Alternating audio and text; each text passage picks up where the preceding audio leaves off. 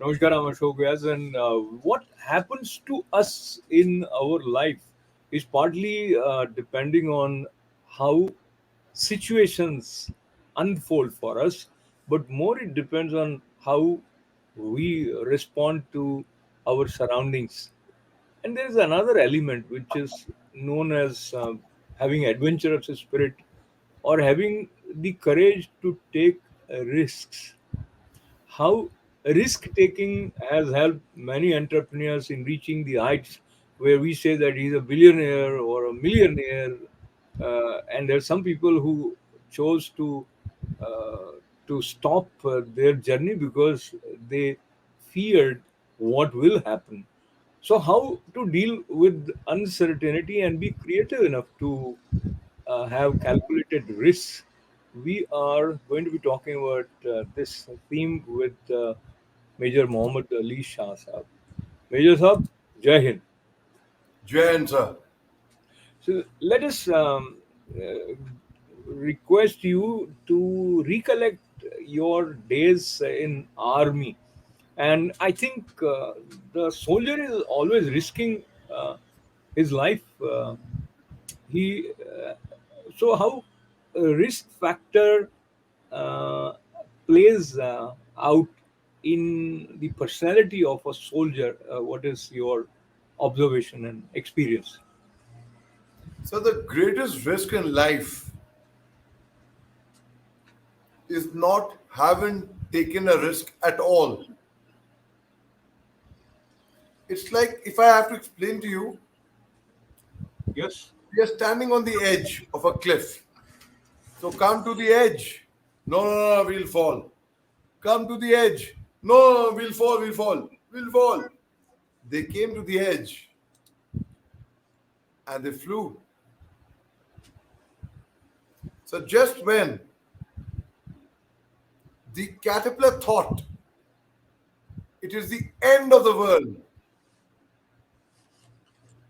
it transformed into a beautiful butterfly. So the problem is we shy away from taking risks. We feel if we have life begins at the end of the comfort zone. We get too used to a certain lifestyle, to a certain things in life, and we want to stick to it. We want to play safe. We don't want to think out of the box or think bigger. We are born this way. We are like, no, no, no, I'm fine, I'm fine.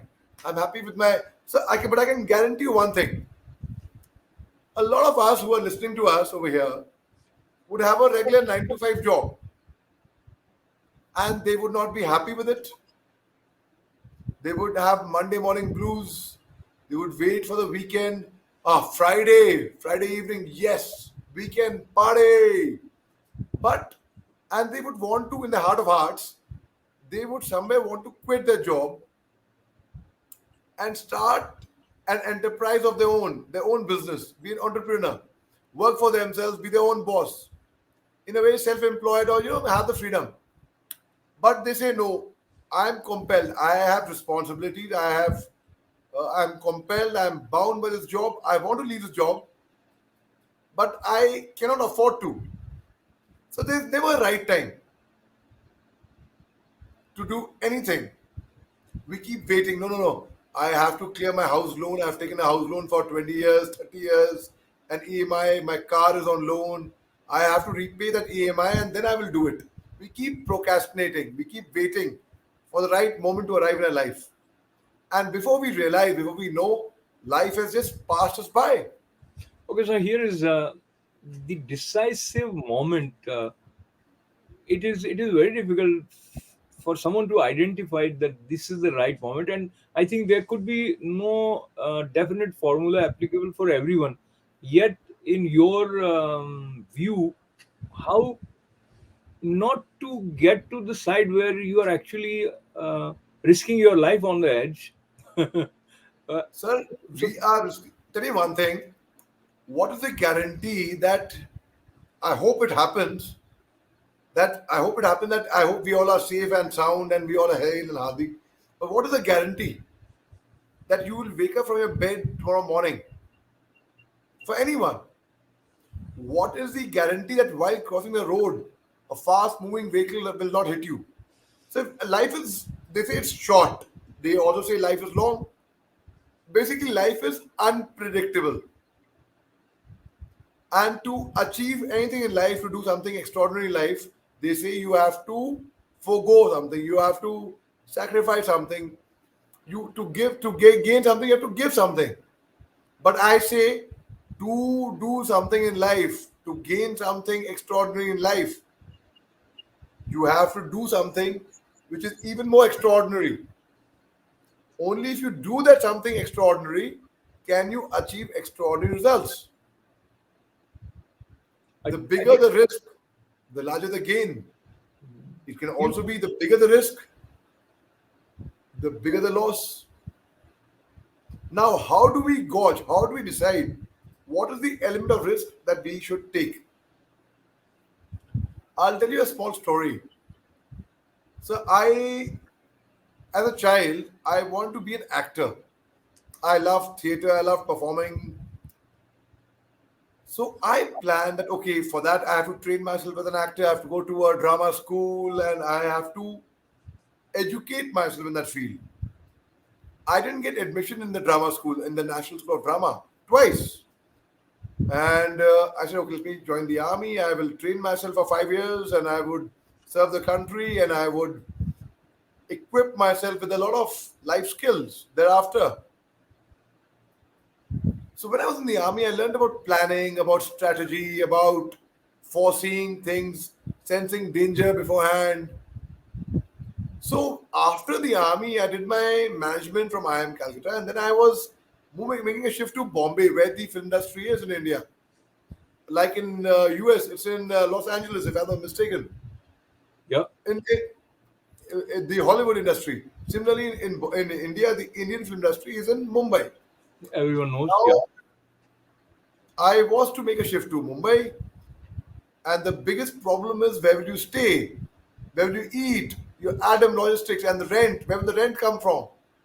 So I invested in a small little one bedroom hall kitchen place on the outskirts of Mumbai of whatever I could afford. I invested my money there, and the day I took possession of that house, I quit my regular 9 to 5 job, even though I needed it. We all need money, sir. Even the biggest billionaire would need money. Money is something which is never enough for anyone. It can be a slum dweller, it can be a man living in a mansion. But we all need money. We all love the smell of money. If someone says, I do not need money, I have enough, is lying. yeah. Money is never enough for anyone. You can be content, all right, but so it is something. So now I said, okay, I need money. Yes, it's not an emotional decision only, it's also a practical decision. If I continue with my regular 9 to 5 job, I got placed with a very high figure salary. And to start with, I had a six digit salary. But I said, okay, now it will have its limitations. However hard I work, I would get promoted. I would end up earning this X amount of money. Okay, So so I felt like, sorry for forgive me for my impatience, but no, no. I want to hear what happened as far as your struggle in Mumbai is concerned. I mean, what did you learn from there? Because I think it must have been quite an adventurous experience. Well, it wasn't a pleasant experience. Also, I must say, I must admit, because nobody likes to struggle, especially after having lived the life of an army officer, a class one gazetted officer of the government of India. Thereafter, you are going and struggling. It wasn't easy. And adventure, yes, it was adventure, and there was adventure in the army as well. But you know what happened? The beauty of it is, I was doing theater. I did films as well, supporting roles. A lot of films. This you can see on the Wikipedia or on IMDb. They are there. They're listed out there. Any film that our viewers would be able to remember? Yes, they would have seen Bajrangi Bhaijaan. They would have seen Heather. They would have seen Agent Minot. They would have seen Tashkent Files. Oh They wow! would have seen the web series called Avrodh, which is there on Sony Live. They would have seen the film called Yara, which is there on Z5. So there are a lot of ads, serials, and films, but all of them I did was in different getup. I So was never craving or I wasn't hungry for recognition. That when I walk on the street, people should recognize me that I am Ali, I am Mohammed Ali Shah. So I have disguised myself in almost every getup. Like today, when you look at me, you will not recognize me, even though you have seen Bajrangi Bhaijaan. yeah, what was your character there? There comes a very bad question. So you will have to see the film again, have the patience to sit through the film again, and then recognize me and then tell.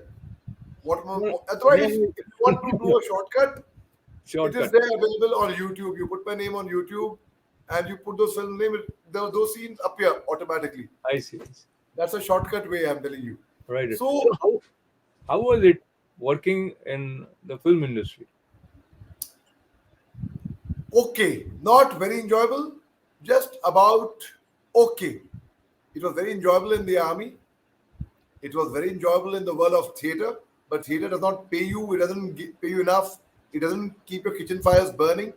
So you have to do ad films, television, or films, or have a regular 9 to 5 job. Okay, so how many years were you there in Mumbai? I was in Mumbai for about 6 years, sir. I Six to see. 7 years. Now, so I mean, as we are talking about the art of risk taking, I think this is a great great example. You took the risk. Now, indeed, you could have made more money somewhere else. I don't know, or probably you could have lived a more comfortable life, and maybe your family members would be happier if you were having a regular kind of normal job. Perhaps I don't know, but that possibility is there. So, this was a calculated risk in terms of following your heart, pursuing a passion that you felt was important for you, and that also has some value. Because then you don't have regrets that you did attempt. I'll equate it with an example where when you swim and you want to jump from a diving board, so you stand on top and you look down and you are scared to jump down. And the more you look down, the more you have that fear inside you. Like Khalil Gibran wrote a very fine poem on fear. He wrote, it is said, four lines I'll read out for you. It is said that before entering the sea, a river trembles with fear. She looks back at the path she has traveled across the peaks of the mountains, along winding roads crossing forests and villages. And in front of her, she sees an ocean so vast that to enter seems nothing more but to disappear forever. For there Wow. is no other way.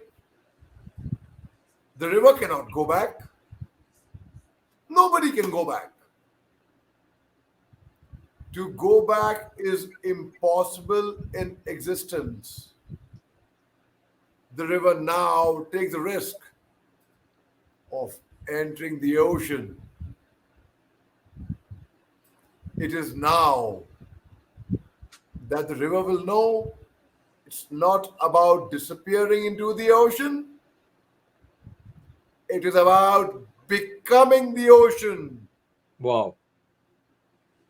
So we are scared, thank you, sir. We are Hmm. scared to go ahead with the unknown. A small child would be scared to enter a dark room, not because there's a ghost or an animal sitting or a monster sitting inside, but because he does not know what will happen inside when I enter into the dark room. Many times we are unsure about entering into a territory we are not sure of. So, Okay. So, a very clear example: you are driving. If you know the route, you can drive with your eyes closed. Like not literally eyes closed, but you know where speed breakers coming, where there's a turn, where there's a tree jutting out, where there's a lamp post down. You know the route basically. If you don't know the route, you'll ask people around, you'll go, you'll get lost, you'll take a U-turn, you'll come back. Ultimately, you'll learn the route. So it's all about venturing into a new route or venturing into a route that you know. The one you know is very simple, very easy. Anyone and everyone can do that. Everyone can swim along with the tide. But the real person who swims against the tide, who takes the road less traveled, Like Robert Frost wrote The Road Less Traveled. Let me see if I remember it. Oh God, it's been ages. I learned it in school. Two roads diverged in a yellow wood, and I'm sorry I couldn't travel both. But being one traveler, long I stood and looked down one as far as I could, till it where it bent in the undergrowth, and then took the other, just as fair, because it was less traveled and had grassy wear. And basically, he's talking about he took the road less travel and he took the road less travel, and that made all the difference in his life. Okay, so let me request you to share your secret. I see that you have a passion of remembering poems and some verse or some inspiring words. How that became a part of your habit? Would you give credit to someone whom you saw and you kind of imbibed that into your habit pattern? Yeah, I would give credit to my uncle, my father's younger brother. He's a renowned Indian actor by the name of Mr. Nasiruddin Shah. So he's been my mentor. I've been trained by him, and I've done a lot of theater with him, a lot of workshops with him. I've acted with him in a film as well on Which one? screen. Which The one? Tashkent Files. The scene is there on Oh, YouTube. If okay, you okay. put Mohammed Ali Shah and Nasiruddin Shah, it comes. I see. I see. And Very good. so I have seen him remember Mirza Ghalib's couplets, Yes. letters, Faiz Ahmad Faiz, Nazams. I have seen him remember dialogues of plays, the entire script backwards. Not just his character, but everyone else's character. I've seen that, and I've been following his advice. So yes, I would. One is that, and second thing, a lot of people would hear me like the way you heard my poetry recitation or quoting from various books. Other thing is, I've always been habitual of reading, sir. You've done masters in literature. I've been a literature student myself. I take a lot of interest in reading in literature. So because of my own creativity, like reading is to the mind what exercise is to the body. We go to the gym, we exercise, we do yoga. Why not read? Okay, Firstly, reading. let me read your sequence of experience and your decision making process in the context of the art of taking calculated risks. So now you are passionately working as someone who's coaching people on public speaking. That is also something new for you. So you must have asked yourself whether I'll succeed in this role or not. So this also was a kind of risk. And I would say whatever we do in life and whosoever decides to follow whatever path, there is some element of risk involved. The difference between people who succeed and people who don't succeed is, I would say, one is persistence. Many people give up before reaching to their destination. What would you say about this? Well, those who gave up before reaching the destination, there's a poem for them as well. No, but first you tell me your experience. Okay, As- I will tell you, sir. First, the risk was joining the army. That in itself was a risk in a way. Second was after completing my 5 years short service contractual period, where I could have continued that I wanted, that was under risk. That now I'm going out in the wilderness. Thereafter, I picked up a corporate job. After, of course, I did my management from a Premier B school. I am Calcutta, and then was on the risk of quitting that regular 9 to 5 job, which let me tell you, a lot of us want to do. A lot of us, in the heart of hearts, but we do not have the courage. Why? Because we feel the time is not right. The time will never be right. Take it from me. The time will never be right to actually do something. Yeah. So It's since now or or never. never. So It's as since simple as that. If since you you're say, so I'm waiting for my child to grow up and then I will do this, we are fooling our own selves. Let us ask yeah, our own selves, is that the case? No. We are only procrastinating and delaying the process that we've been wanting to do. It is as simple as that. so the Now, one Yeah, so the one line I want to underline in terms of essence of what you are saying is that do not delay living your dreams. Do it now, because it is now or never, and life is not going to be the way it is for all the times to come. So whatever you feel is significant and important for you to pursue, you should not procrastinate. Major Saab, you have read so much in terms of this. Art of risk taking, among some of the biographies that you have read or heard about people, who do you think is another one that you may consider as role model, or someone who took calculated risk and demonstrated a sense of courage? So if you have read my father's book, it's very popular in India, especially it's been a bestseller by the name of the Sarkari Musalman. Very intriguing title. Everybody will wonder what kind of title is this and what. It's a very inspiring book. It's his What life is journey, his name? Your autobiography. father's name? Pardon, sir? Your father's name? His name is Lieutenant General Zamiruddin Shah. He was the deputy chief of the Indian Army. Thereafter, he was a judge in the Armed Forces Tribunal, and thereafter, he was the vice chancellor of the Aligarh Muslim University. And the gentleman has not retired till today. He's going to be in his mid 70s. He's now the pro chancellor of the University of Science and Technology in Meghalaya, but he is based in Delhi in Gurgaon because chancellor and pro chancellor is more of a ornamental ceremonial appointment. So he had always idolized the great boxer Cassius Clay, Muhammad Ali. In fact, he named me Muhammad Ali. In fact, Oh, so yeah, yeah. so I've been very inspired by Muhammad Ali and General Shah. That's my father. So these are personalities which really actually inspired me. And if anyone has read, it's available on Amazon Prime, on Prime Amazon, on Amazon. Sorry, Amazon So Prime is the title is Sarkari modern. Musalman. Sarkari Musalman is the title. That's right, sir. That's right. So It's a now best-selling book. I'm kind of requesting you to give us what is the basic kind of drift in the book, which brings that to your mind in the context of risk taking. Sir, he fought in 1971 Indo-Pak War. Took a lot of risks then. He has been a risk taker and he has succeeded in all risks. When he took the reins of Aligarh Muslim University as the vice chancellor, it was a big risk because the university was not doing well at that time.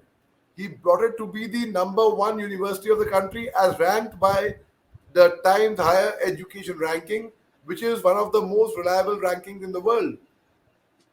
So he did take a lot of risks. Well, the biggest risk was raising a child like me, a brat like me. That was the risk. So, and coming to your thing about people who turn halfway, there's a small advice for them, sir. When things go wrong, as they sometimes will, when the road you are trudging seems all uphill, when the funds are low and the debts are high, and you want to smile but have to sigh, when care's pressing you down a bit, rest if you must, but don't you quit. Life is queer with its twists and turns, and all of us sometimes learn. And many a person turns about where he might have won had he stuck it out. So don't quit. Though the pace seems slow, you may win with another blow. Often a struggler has given up when he might have captured the victor's cup. And he learned too late when the night came down how close he was to the golden crown. Wow. Success is failure turned inside out, the silver tint in the clouds of doubt. And you never can tell how close you are. It might be near when it seems afar. So stick to the fight when your heart is hit. It's when things seem worst, you must not quit. Don't quit when the tide is lowest, for it's just about to turn. Don't quit over doubts and questions, for there's something you may learn. Don't quit when the night is darkest, for there's just a moment until dawn. Don't quit when you've run the furthest, for the race is almost won. Don't quit when the hill is steepest, for your goal is almost nigh. Don't quit, for you're not a failure unless and until you fail to try. So क्या try it, बात है, क्या बात है. and you'll So you'll I you'll be think able. on that note, while we here don't quit, and we are not quitting, we are just saying goodbye from this show, this show, and with very fresh inspiration from Major Muhammad Ali Shah Sahab on the art of taking calculated risks. He also enlightened us about his venture into films and about the book Sarkari Musalman, and I look forward to reading that. And probably some of you would also do that. So life has a lot to offer. It's up to us how much we are willing to take. And on that note, thank you very much. And Jai, Jai. Jen, Jai. So thanking Major Muhammad Ali Shah Sahab and thanking all of you for being a part of this wonderful, stimulating conversation. Namaste.